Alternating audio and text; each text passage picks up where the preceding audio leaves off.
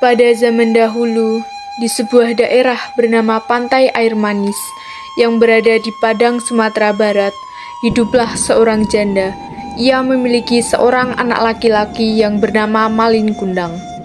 Sejak kecil, Malin Kundang telah terbiasa melakukan berbagai pekerjaan yang menghasilkan uang. Namun, upah yang diterimanya hanyalah kecil. Malin Kundang berpikir bahwa hanya dengan merantau akan dapat mengubah kehidupannya menjadi lebih baik. Ia pun segera meminta restu kepada ibunya untuk pergi merantau. Mak, Malin ingin meminta restu, Mak. Malin ingin merantau untuk bekerja di negeri orang. Apa kau tega meninggalkan makmu yang sudah tua tinggal di rumah sendirian?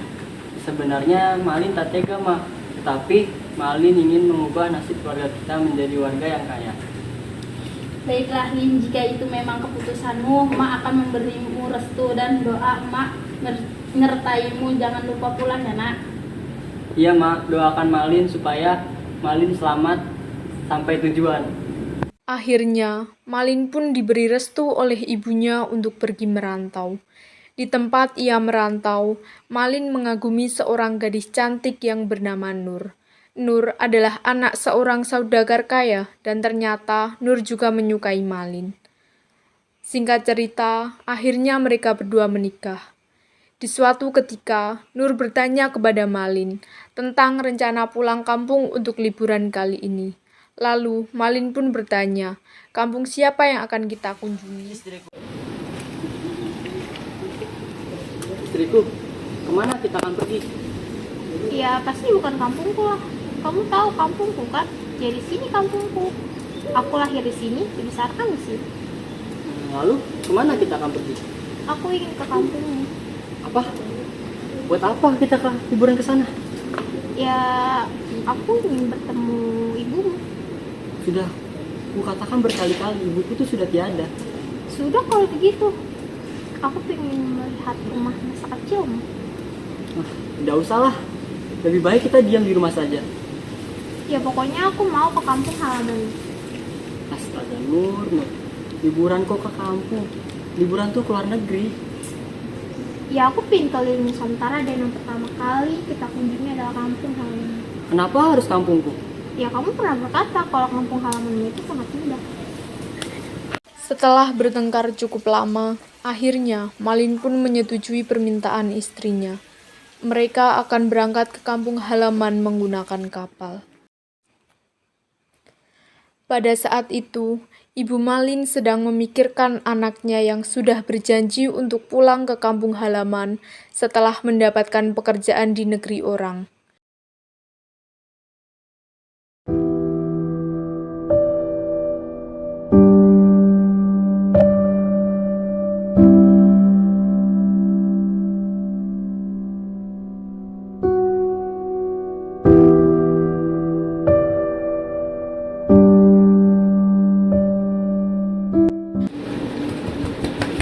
Bo, Assalamualaikum. Bo.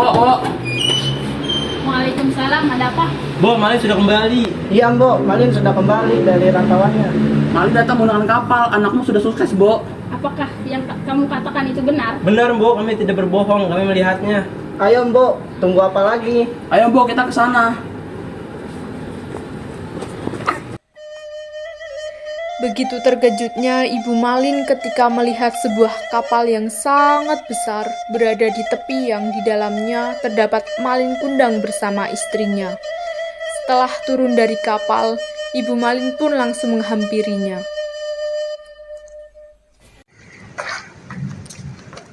Malin! Bisa Malin? Apakah kamu mengenalnya? Aku tidak tahu ibu tua ini siapa dan aku juga tidak mengenalnya. Ini mau nak, makmu yang sudah melahirkan dan membesarkanmu. Hah? Apa benar dia ibumu? Kemarin kamu bilang ibumu seorang sangat kaya raya, tapi kenapa pakainya seperti ini?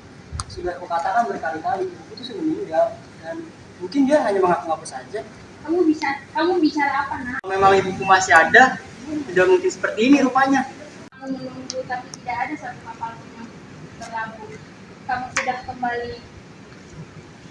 Bukan kamu memeluk makmu, tapi kamu bikin hati makmu hancur. Ah, sudahlah, aku tidak peduli. Pergi sana. Sudah bertahun-tahun aku menunggumu, tapi kamu melupakan. Sudah, cepat pergi. Oh angin, kau berubah jadi gemuruh, hujan pun turun, ombak bergelura. Perempuan tidak tahu diri. Ibu Malin merasa sangat sedih sekaligus marah. Ia pun berdoa kepada Tuhan dan menyumpahi Malin agar dikutuk menjadi batu. Ya Tuhan, apa yang terjadi dengan anakku? Memang ia berubah setelah sekian lama. Tuhan, jika memang dia bukan anakku, maka maafkanlah dia. Tapi jika memang benar anakku, maka hukumlah dia. Mak, maafkan anakmu yang durhaka, Mak. Tidak lama kemudian, cuaca di tengah laut yang tadinya cerah mendadak berubah menjadi gelap. Entah bagaimana awalnya, tiba-tiba datanglah badai besar menghantam kapal Malin Kundang. Seketika kapal itu hancur berkeping-keping, kemudian terempas ombak hingga ke pantai. Keesokan harinya, di kaki bukit terlihat kepingan kapal yang telah menjadi batu. Itulah kapal Malin Kundang. Tak jauh dari tempat itu, nampaklah sebongkah batu yang menyerupai tubuh manusia. Konon, itulah tubuh Malin Kundang, anak durhaka yang terkena kutukan ibunya menjadi batu.